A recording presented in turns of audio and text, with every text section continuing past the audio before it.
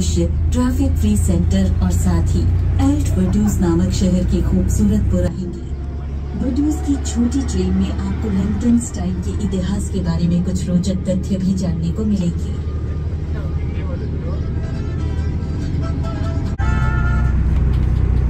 हवा, जिसे स्थानीय रूप से को खंडहरों में बदल दिया। सुरभ्य मिडलडॉर्फ वडूज का मूल ग्रामीण केंद्र था। क्योंकि पहले से अनियंत्रित राइन के प्रवाह की बाढ़ महल की चट्टान तक पहुंच गई थी, इसलिए सबसे पहले बसने वालों को एक पहाड़ी पर अपने घर बनाने के लिए मजबूर होना पड़ा, जिसे मिडलडॉर्फ कहा जाता है। आज भी वडूज के सबसे पुराने घर वहां पाए जा सकते हैं।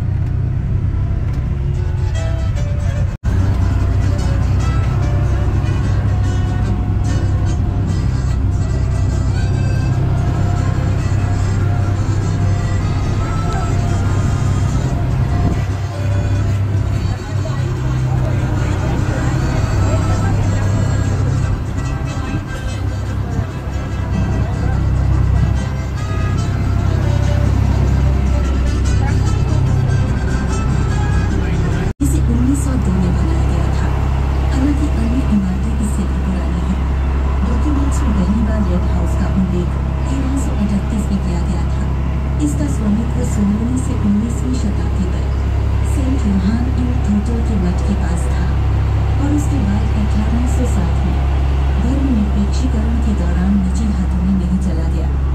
टॉर्केल इमारत, जो कि व्हाइट बैंक बिल्डिंग है, रेड हाउस का सबसे पुराना हिस्सा है। इसके अंदर एक वाइन प्रेस पाया जा सकता है, जो एक पेड़ के कोट की तने से बना है, जो जाहिर तौर पर 1483-84 की सर्दियों में गिर गया था। पारंपरिक तरीके से दबाने वाली आखिरी लाइन 1999 में बनाई गई थी। कहा जाता है कि पीड़ित कब से रातों में भटक रहा है और इसी से संबंधित भित्ति चित्र इमारत की पूर्व दिशा की ओर पाए जा सकते हैं।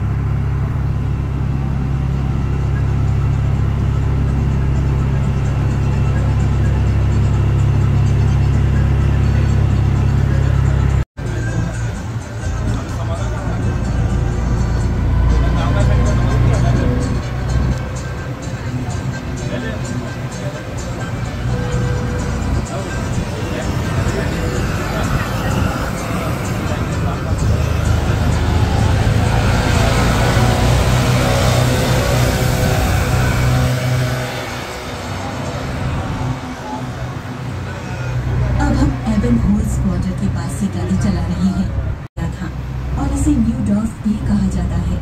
जिला वीरा जिले के निवासियों के मिश्रण से बना था, जिसे 1926 में बनाया गया था, जहां मुख्य रूप से जर्मनी के धनी अप्रवासी कर या राजनीतिक कारणों से बसे थे और पास के स्पूरी कपड़ा कताई मिल के कामकाजी परिवारों के लोग, जो 1882 से 1883 में बनी थी, जहां विदेशी बाजार के लिए कपड़ा काटा जाता था।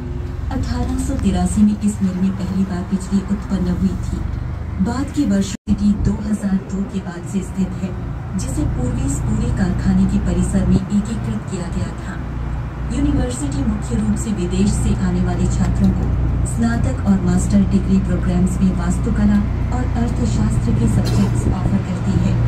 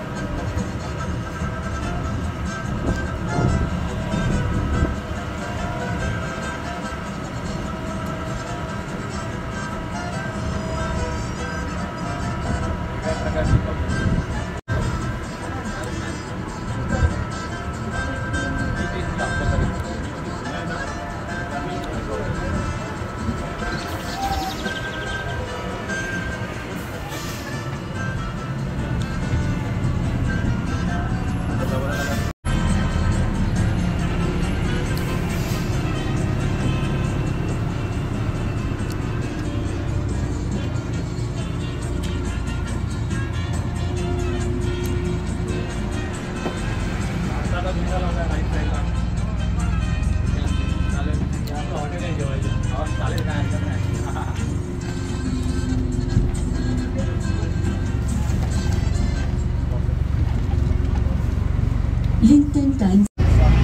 जो लिंकनस्टाइन की मुख्य शहर के ऊपर एक चट्टान पर स्थित है। महल की नींव और 4 मीटर मोटी नींव की दीवारें 12वीं शताब्दी की अपने 4 बच्चों के साथ वडूज महल में रहते हैं। हाउस ऑफ लिंकनस्टाइन दुनिया की सबसे पुरानी कुलीन परिवारों में से एक है और उन कुछ राजतंत्रों में से एक है जो रीजेंट प्रतिनिधि कार्यों के अलावा और भी काफी कुछ करता है। दुर्भाग्य से महल का दौरा नहीं किया जा सकता क्योंकि इसमें राजसी परिवार का निवास है। उठे हुए राष्ट्रीय और शाही झंडे संकेत करते हैं कि राजकुमार घर पर हैं। लगभग 2000 साल पहले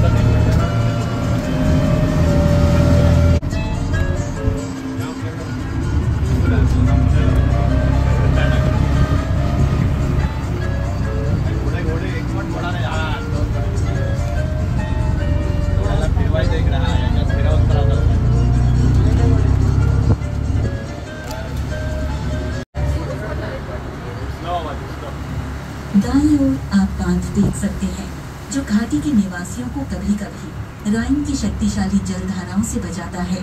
राइन एक 1233 किलोमीटर लंबी नदी है जो स्विट्जरलैंड, लिंकनस्टाइन, ऑस्ट्रिया, फ्रांस, जर्मनी के मध्य से ग्रिसन के स्विस कैंटन में अपने स्रोत से बहती है और वहां से नीदरलैंड में जाती है जहां यह उत्तरी सागर में मिल जाती है। राइन नदी लिंकनस्टाइन और स्विट्जरलैंड के बीच प्राकृतिक सीमा का भी प्रतिनिधित्व करती है। कॉन्ट्रैक्ट पर साइन किए और तब से अपने पड़ोसी देश स्विट्जरलैंड के साथ अपनी राष्ट्रीय मुद्रा स्विस फ्रैंक साझा करते हुए एक सामान्य आर्थिक क्षेत्र का गठन किया।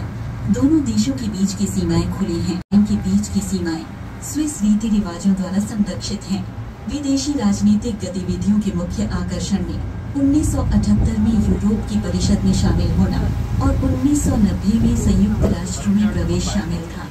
1991 में लिंकनस्टाइन EFTA का सदस्य बन गया और 1995 में लिंकनस्टाइन यूरोपीय आर्थिक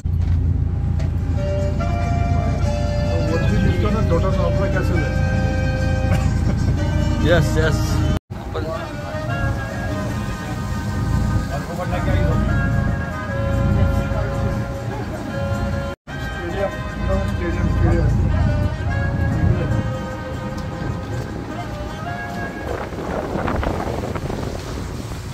अब हम राय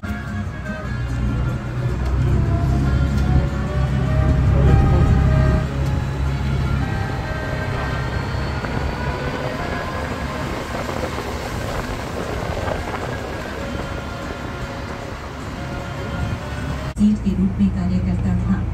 इसके अलावा प्रसिद्ध फ्रांसीसी उपन्यासकार अलेक्जेंड्रे ड्यूमास द एल्डर एक बार यहाँ अतिथि रह चुके हैं, लेकिन उन्होंने स्थानीय वाइन की खराब गुणवत्ता के बारे में बहुत ज्यादा शिकायत की।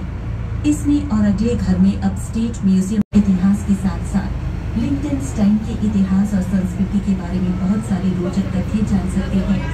वहाँ आप विभिन्न प्रकार के विषयों पर अंतर्राष्ट्रीय रैंकिंग के लिए नए विशेष प्रदर्शनों का लगातार अनुभव करेंगे। निकटवर्ती भवन में तथाकथित इंडियन डेबो पोस्टल म्यूजियम प्रसिद्ध लिंकनस्टाइन स्टैम्प को प्रस्तुत करता है। लिंकनस्टाइन ट्रेजरी लिंकनस्टाइन के राजकुमार और लिंकनस्टाइन वासियों के विश्व प्रसिद्ध संग्रह के अद्वितीय खजाने के साथ ग्राउंड फ्लोर पर स्थित हैं, जैसे प्रिंस है, फैबर्ज के एप्पल ब्लॉसम अंडे और असली मून रॉक्स। वडूज के सेंटर में एक और आकर्षण है जो है हिल्टी ऑफ फाउंडेशन के साथ लिंकनस्टाइन आर्ट म्यूजियम। दोनों इम्प्रेशनिज्म से लेकर आज तक की कला के असाधारण कार्यों और उच्च श्रेणी की अस्थायी प्रदर्शनियां दिखाते हैं।